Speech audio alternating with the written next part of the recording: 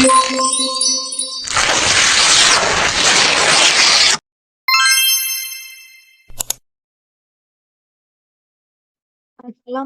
warahmatullahi wabarakatuh. Perkenalkan Bu, nama saya Citra Bungal Faridsa Nasution dengan NIM 2251506001111101.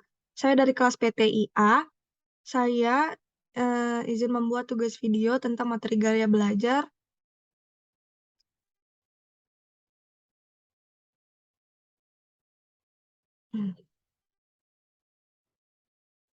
Apa sih itu gaya belajar?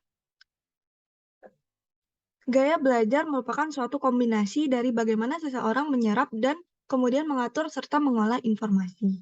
Bukan hanya berupa aspek ketika menghadapi informasi, melihat, mendengar, menulis, dan berkata, tetapi juga aspek pemrosesan informasi sekuensial, analitik, global, atau otak kiri dan otak kanan. Nah, selanjutnya, pembelajaran efektif. Pembelajaran dapat dikatakan efektif jika mampu memberikan pengalaman baru, membentuk kompetensi peserta didik, serta menghantarkan mereka ke tujuan yang dicapai secara optimal. Baik guru maupun siswa perlu mengetahui dan memahami gaya belajar siswa. Perbedaan individual berpengaruh pada cara belajar dan hasil belajar siswa. Selanjutnya, belajar dan tugas mendidik.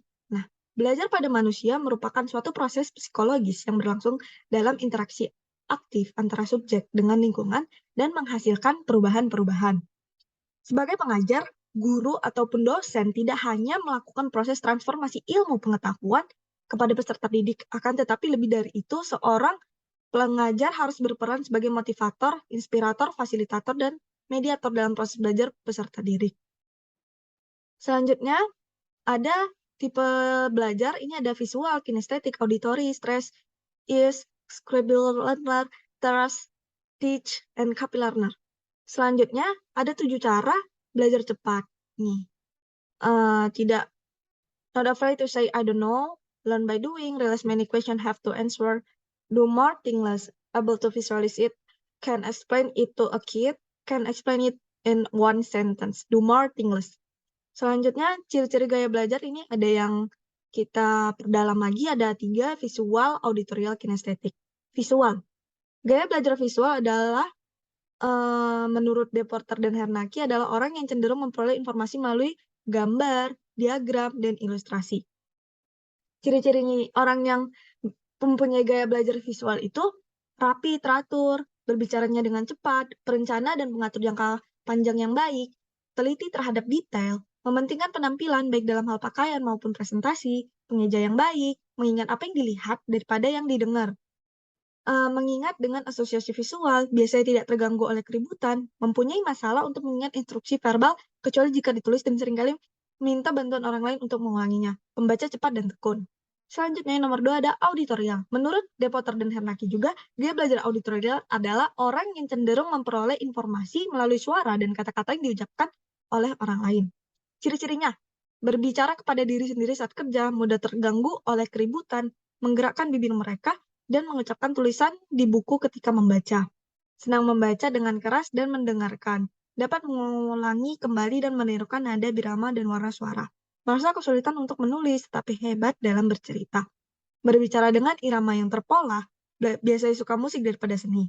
Belajar dengan mendengarkan dan mengingat apa yang didiskusikan daripada yang dilihat. Suka berbicara, suka berdiskusi, dan menjelaskan sesuatu lebih suka gurauan lisan daripada membaca komik. Nah, kinestetik. Gaya belajar ini adalah orang yang cenderung memperoleh informasi melalui pengalaman langsung, gerakan tubuh, dan sentuhan.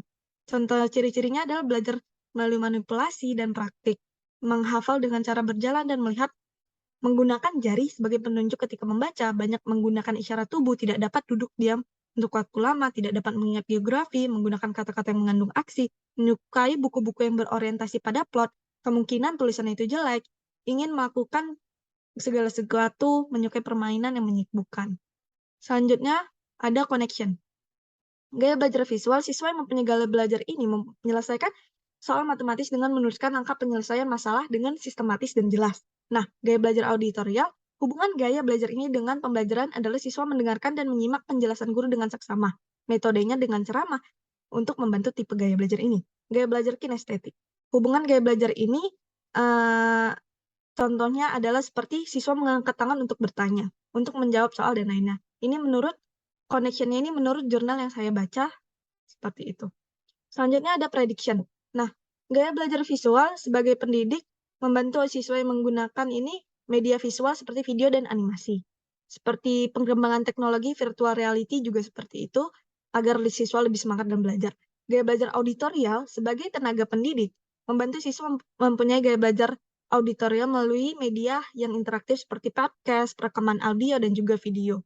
Yang untuk gaya belajar kinestetik, mempunyai gaya belajar ini menggunakan teknologi dan media interaktif serta berbasis gerakan untuk membantu siswa dengan memahami dan mengingat informasi dengan baik. Penggunaan virtual reality, augmented reality juga dapat dilakukan untuk pembelajaran ini. Selanjutnya, ada tabel perbandingannya. Ini, tabel perbandingan ciri-ciri visual, auditorial, dan kinestetik. Nah, strategi dan metode belajarnya juga ada. Nah, yang visual itu lebih suka belajar dengan kontak mata secara langsung, ruangan kelas yang bersih, dan teori dan terang untuk mendukung pembelajaran gitu. Selanjutnya ada auditorial, ini metode pembelajarannya guru dengan ceramah ataupun berdiskusi kelompok. Nah, kinestetik ini